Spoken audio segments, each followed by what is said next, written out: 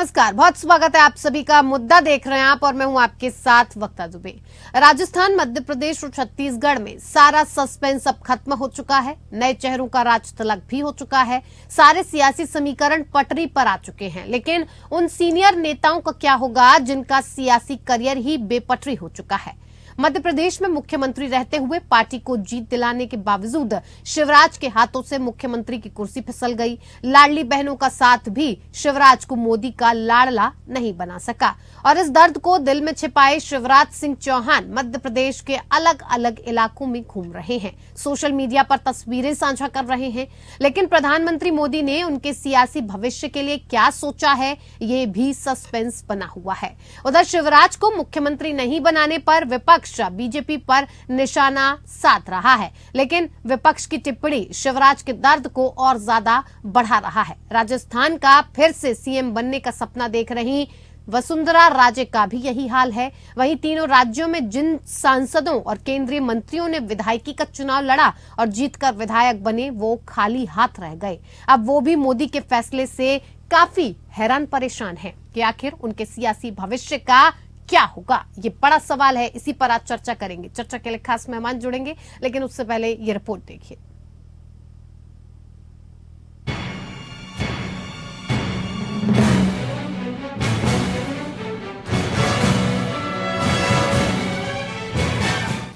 BJP के जीते तीनों हिंदी बेल्ट के राज्यों राजस्थान, मध्य प्रदेश और छत्तीसगढ़ में नए चेहरों वाले मुख्यमंत्री की ताजपोशी हो गई है।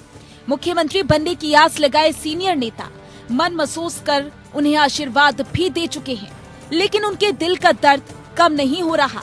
रही सही कसर विपक्ष के नेताओं की तंज पूरी कर दे रहे हैं। सबसे ज्यादा दर्द मध्य प्रदेश में 18 सालों तक मुख्यमंत्री रहे शिवराज सिंह का है। लाडली बहनों ने शिवराज के नाम पर बीजेपी को जिता तो दिया, लेकिन मुख्यमंत्री नहीं बना सकी। अब लाडली बहनें शिवराज के गले लगकर रो रही हैं कि भैया, आपको सीएम बनाने के लिए ही तो बीजेपी को वोट दिया था।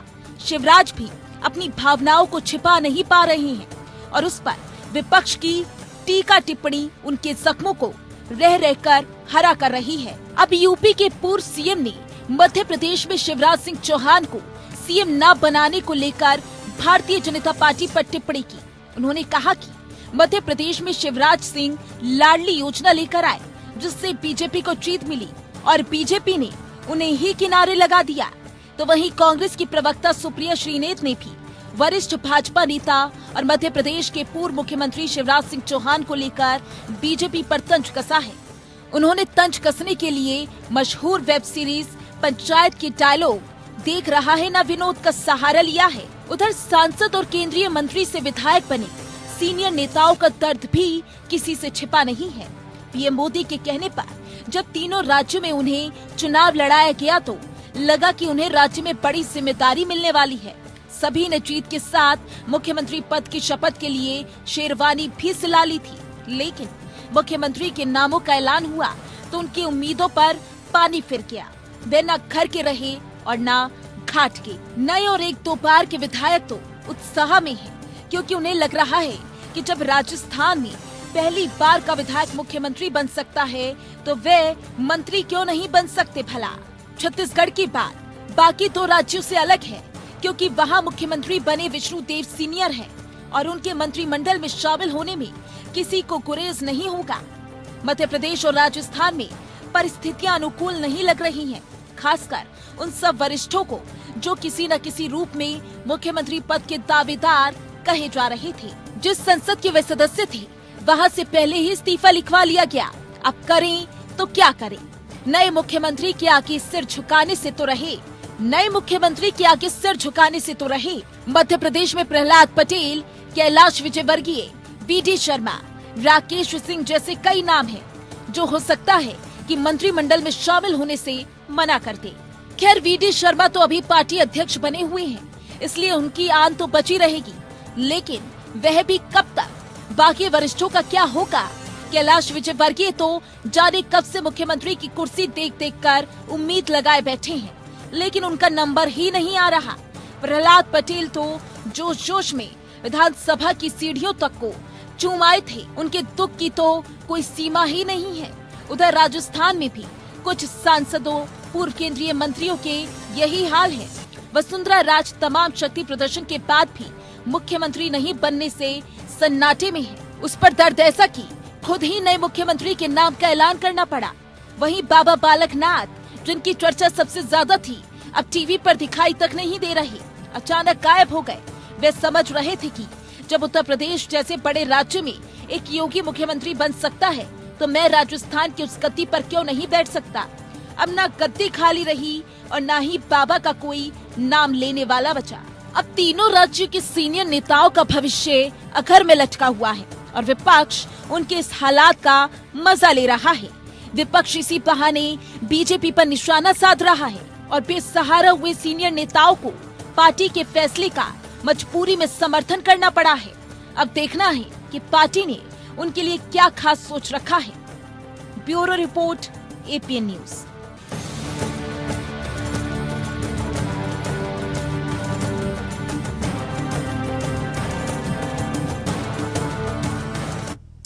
तो तीनों राज्यों में जिन सांसदों और केंद्रीय मंत्रियों ने विधायकी का चुनाव लड़ा और जीतकर विधायक बने, अब वो खाली हाथ रह गए हैं।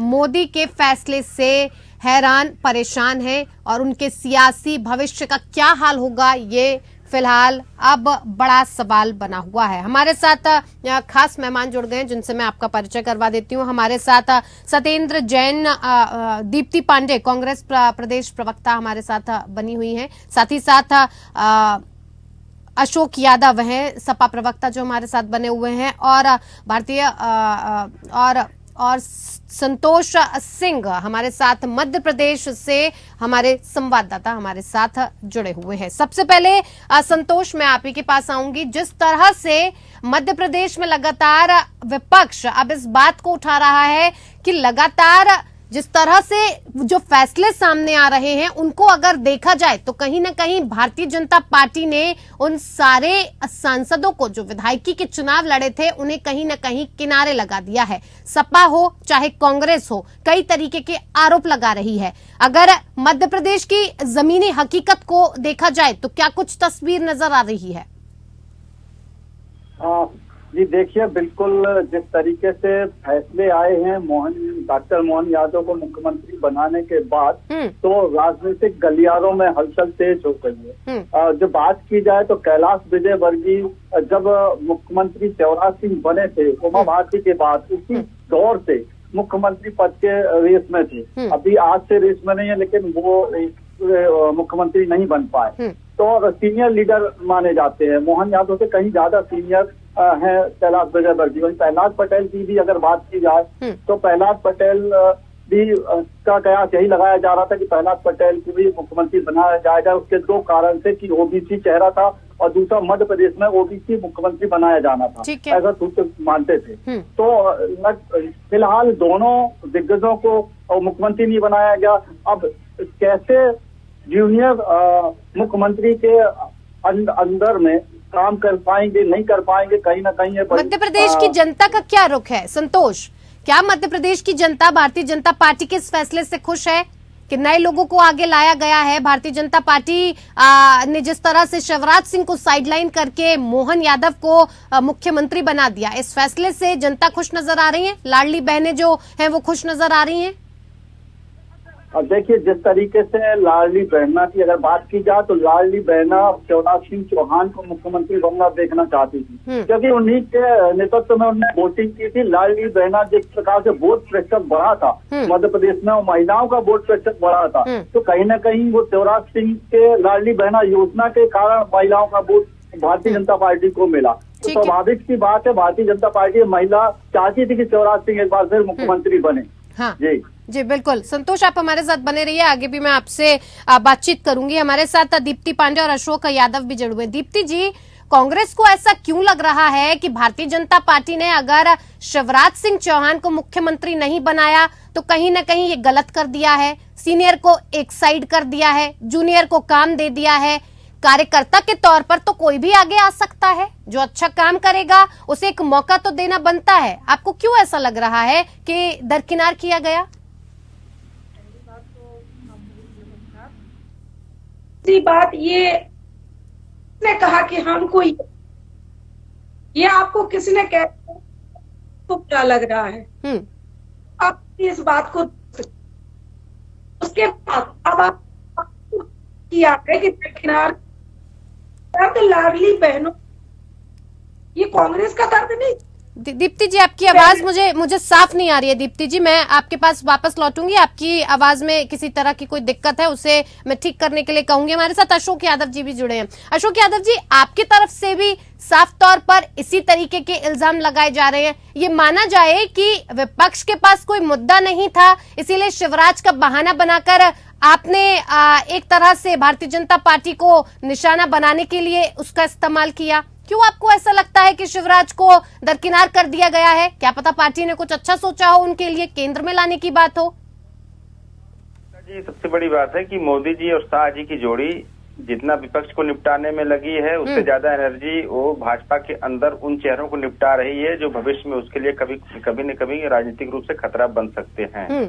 और इसी क्रम में जो भी आप घटनाक्रम की बात कर रही हैं, चाहे मध्य प्रदेश में शिवराज चौहान जी की बात कर रही हैं और राजस्थान में वसुंधरा राजे जी की बात कर रही हैं, सब इसी उनकी रणनीति का एक हिस्सा है। आप देखेंगे कि चर्चा भारतीय जनता पार्टी कर रही, नए लोगों को हमने जगह दिया है। तो आप नए लोगों की बात करते हैं जब राज्यों में, तो आप केंद्र में नए लोगों की बात क्यों नहीं करते हैं? मोदी जी क्यों नहीं करते कि हम नए प्रधानमंत्री की बात कर रहे हैं? अमित शाह जी क्यों नहीं करते कि नए गृह मंत्री की बात किया जाए? वो देखिए नए लोगों की बात नहीं है, बात हो रही है पावरलेस लोगों की और पॉकेट वाले लोगों की।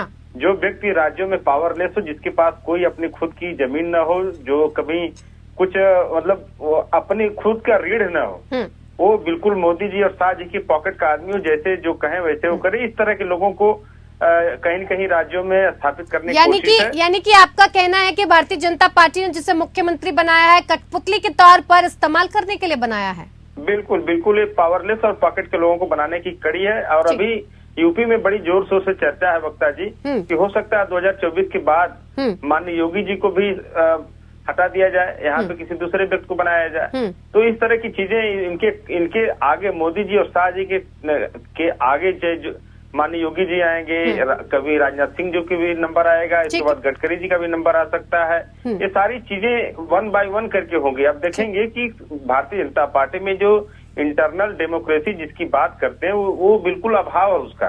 वो जिस तरह से सरकारी संस्थाओं में अपने पॉकेट के लोगों को इम्प्लांट कर रहे हैं, उसी तरह पार्टी के अंदर भी और जो भी इस तरह के राज्यों में जो मुख्यमंत्री पद है या जो भी इस तरह के पद है, वहाँ भी अपने पॉकेट के लोगों को इम्प्लांट करने का ठीक है। दीप्ति जी बताइए, आपसे सवाल वही है मेरा। हाँ बिल्कुल, निश्चित तौर पर पहले तो आप ये स्वीकार करिए कि कांग्रेस को इससे कोई दिक्कत नहीं है। दिक्कत जो है वो लाडली बहनों को है, दिक्कत जो है मध्य प्रदेश के आम जनता को है। और दिक्कत इसलिए है कि अगर आप जोर शोर से बात करते हैं कि लाडली बहना की दम पे सरकार आई है, अगर ये सरकार लाडली बहना की दम पे आई है तो शिवराज सिंह चौहान के साथ निश्चित तौर पे ये नाइंसाफी हुई है। या मेरा मानना है कि अब न कहीं आपका तंत्र जीता है, लोकतंत्र हारा है। दूसरी बात, अनुभव की हम बात करें, भारतीय जनता पार्टी का ये उनकी ये परंपरा है। जिस तरीके से उन्होंने आडवाणी जी को किनारे किया, जिस तरीके से उन्होंने भारतीय जनता पार्टी के संस्थापक रघुनंदन शर्मा जी को किनारे किया, वरिष्ठ भाजपा के नेताओं को दरकिनार किया, यहाँ तक कि बुंदेलखंड कांग्रेस ने दरकिनार नहीं किया। G21 इतनी बड़ी G21 जो बन के बैठी है कांग्रेस के विरोध में, इतने बड़े बड़े लीडर्स बैठे हुए हैं, कितने नाम लूं? सुनेंगी कि सवाल पे सवाल करेंगी? मैम सवाल तो मैं करूंगी ना, आप जिस बात को कहेंगी तो मैं सवाल नहीं करूंगी आपसे। पहले जवाब भी तो सुनेंगी, सुन रही हूँ मैं। कंप्लीट हो जाए उसके बाद आप प्रश्न करिए, एक चीज तो कंप्लीट करने दीजिए। कहिए। तो जो भारतीय जनता पार्टी की उमा भारती जी हैं, कई बार मुक्त कंठ से मीडिया के सामने आप ही लोगों से चर्चा की, शिक्षा स्वास्थ्य की बदहाल स्थिति को बताया, शराबबंदी पे काम किया, पर उनकी कोई बात नहीं सुनी गई। तो ये दर्द मध्य प्रदेश के उन लोगों का है जिन लोगों ने शिवराज सिंह जी को चुना है, भारतीय जनता पार्टी की सरकार को चुना है। अश्विनी शाही जी के दर्द को आपके सामने ही इतनी धैर्य और विनम्रता से शिवराज जी ने कहा कि मैं अपने लिए कुछ मांगने जाने से बेहतर मरना पसंद करूंगा। ठीक है। आप इस चीज को क्या समझती हैं? ये दर्द तो उन्होंने ही व्यक्त किया। ठीक है दीप्ति जी। अश्विनी शाही जी, देखिए, आप लगातार सुन रहे हैं, कांग्रेस के प्रवक्ता को भी सुन लिया आपने और सपा के प्रवक्ता को भी सुन लिया। किस तरह से आप जो सीनियर नेताओं को आपने पहले तो सांसद से विधायकी का चुनाव लड़वा दिया और फिर उनसे इस्तीफा भी ले लिया, अब उन्हें दरकिनार कर दिया है किसी तरीके की। आगे के उनके अगर सियासी भविष्य की बात की जाए तो कहीं से कोई नजर नहीं आ रहा है। केंद्रीय नेतृत्व में आखिर सोचा है तो क्या सोचा है? आरोप आपके ऊपर है, जवाब दीजिए। जी देखिए, समाजवादी पार्टी हो या कांग्रेस हो, इनका आरोप लगाने का काम है, लगाते रहेंगे। मगर समाजवादी पार्टी के अशोक जी बैठे हुए हैं, इनके पास कई सेकंड लाइन की लीडरशिप है। क्या आज हमारे ऊपर तो ये कह रहे हैं कि ये नहीं, इनको नहीं बनाया उनको बनाया? क्या अशोक यादव जी का नाम मुख्यमंत्री के लिए हो सकता है? मुलायम सिंह परिवार को छोड़कर किसी का नहीं हो सकता है। मुलायम सिंह यादव जी नहीं रहे, अखिलेश जी है, अखिलेश जी नहीं रहेंगे तो डिम्पल जी रहेंगी। तो ये प्राइवेट लिमिटेड कंपनी है। हमारे यहाँ अगर कोई सीनियर नेता है उसको अब हम क्या बेहतर और जगह देंगे? नए लीडरशिप को उभारने की बात कर रहे हैं। कांग्रेस की अभी हमारी प्रवक्ता बोल रही थी, इनके यहाँ किस तरीके से नौजवानों को निकम्मा और नाकारा अशोक गहलोत जी ने कहा। नौजवानों का इनका कोई काम ही नहीं है। अब मैं गिनाता हूँ, जो अनुभव की बात अशोक यादव कह रहे थे, देवेंद्र फडणवीस साहब नौजवान थे, उनको हम लोगों ने मुख्यमंत्री वहां पर बनाया। धामी साहब नौजवान थे, उनको मुख्यमंत्री बनाया, इतिहास दोहराया उन्होंने, रिवाज बदला। योगी जी अनुभवहीन आप लोग कहते थे, क्योंकि अब डर योगी और मोदी से है तो ये लोग उनको भी हटाने की बात कर रहे हैं। इनके पता नहीं कहां से चर्चा में आगे उनको हटाया जा रहा है। तो वो भी अनुभवहीन थे, इनको इन लोगों के बकौल समाजवादी पार्टी और कांग्रेस, लेकिन आज अनुभव उनका बोल रहा है और अनुभव से उत्तर प्रदेश को बीमारू राज्य से एक बेहतर राज्य बना दिए। ठीक है दीप्ति जी, अभी आप कह रही थी कि जिस तरह से एक दर्द है कहीं ना कहीं वो मध्य प्रदेश में नजर आ रहा है, लेकिन बात अगर इस चीज को लेकर की जाए कि जैसे दरकिनार करने की बात है, तो क्या कांग्रेस पार्टी ने बड़े बड़े नेताओं के नाम कितने लिए जाएं, उन्हें दरकिनार नहीं किया? यहाँ तक कि उनकी तरफ से ये बयान भी आया कि घर की कांग्रेस नहीं, सबकी कांग्रेस होनी चाहिए। आवाज पहुंच पा रही है दीप्ति जी आपको? चलिए मैं आपके पास दोबारा वापस आऊंगी। अशोक जी, एक दरकिनार करने की बात जो बार बार कही जा रही है, अश्विनी जी ने उसका जवाब दिया। क्या इसको लेकर अब आपको क्या लग रहा है कि किस तरह से जो मध्य प्रदेश की जनता है कि क्या वो इस चीज को नकार रही है? देखिए वक्ता जी, हमारे अश्विनी जी हैं, उनको बचाव करना है पार्टी का, तो इस तरह की बातें करेंगे। लेकिन आप ये बताइए कि जिस तरह से वहाँ मध्य प्रदेश में मुख्यमंत्री बनाया गया, या जिस तरह से राजस्थान में एक बार की जीते हुए विधायक को मुख्यमंत्री बनाया गया, तो क्या वहाँ की जो लीडरशिप है राजस्थान की या मध्य प्रदेश की, जो कि उनसे काफी सीनियर लीडरशिप वहाँ पड़ी हुई है, राजस्थान में काफी सीनियर लीडरशिप पड़ी हुई है, लेकिन उनको क्यों हटाया गया? उनको क्यों मतलब हटाया गया मुख्यमंत्री की रेस से? इसीलिए हटाया गया कि सिर्फ और सिर्फ एक पावरलेस सेंटर बनाना है, अपने जेब के आदमी को बनाना है, जो कि रिमोट कंट्रोल से जैसे जैसे जितना वो कहा जाए दिल्ली से उतना चले।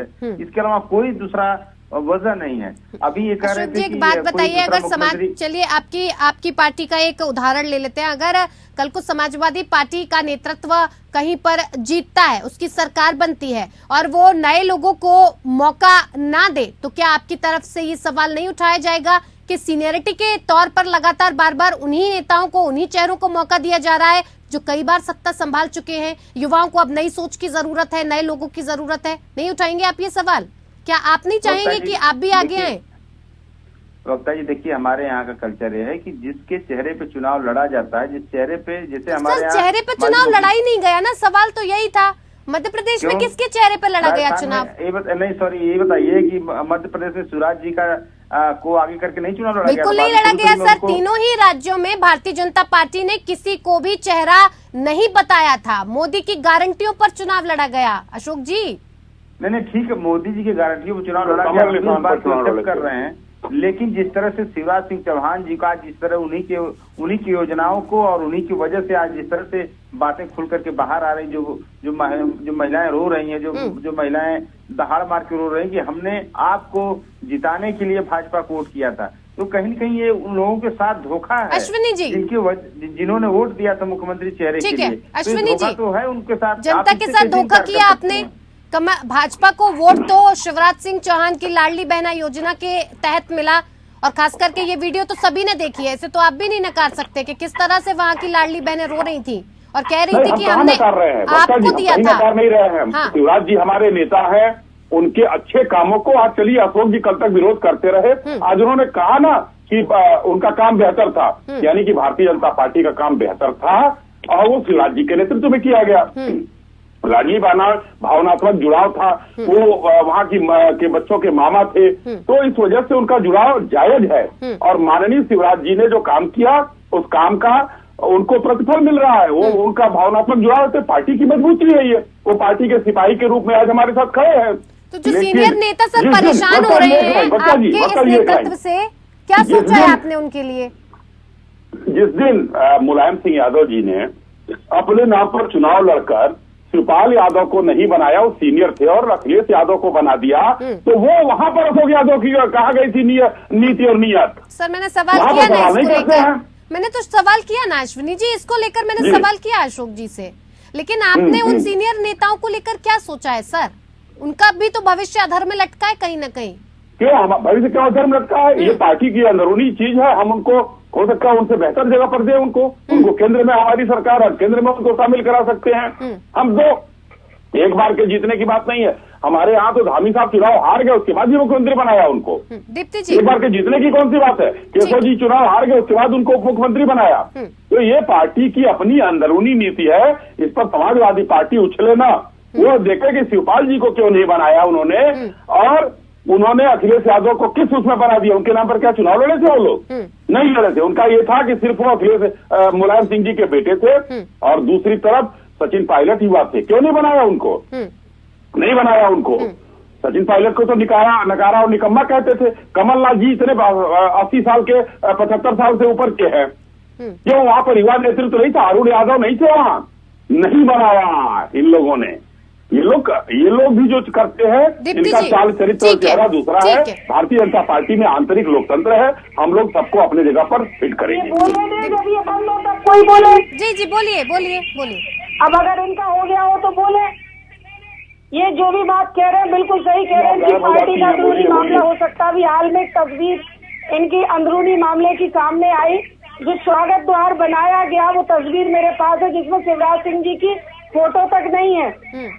उनके दर्द को अगर इनका बयान उनके दर्द को नहीं बता सकता है, अगर इनके कान उसको नहीं समझ सकते, इनकी अंतरात्मा नहीं झकझोर सकती, तो आप मानिए कि ये सिर्फ तानाशाही है। अरे सचिन पायलट से पूछ लिया होता उनकी अंतरात्मा क्या कर रही थी, अपनी सरकार के खिलाफ बैठ गए थे। सचिन पायलट से पूछ लिया होता आपने। शिवराज सिंह की सरकार रही, उनका चेहरा आप कह रही है कि चेहरा मोदी के उस पर लड़ा गया, उनकी गारंटियों पे लड़ा गया, तो फिर तो सारी डिबेट की बात ही खत्म हो जाती है। हमको कोई बात ही नहीं करना चाहिए, पूरा तानाशाही स्वीकार कर लेना चाहिए कि जो भी मोदी जी कहेंगे। ठीक है, बहुत धन्यवाद आप सभी लोगों का हमारे साथ इस खास पेशकश में जुड़ने के लिए। बहुत बहुत धन्यवाद। मुद्दा में फिलहाल इतना ही। नमस्कार।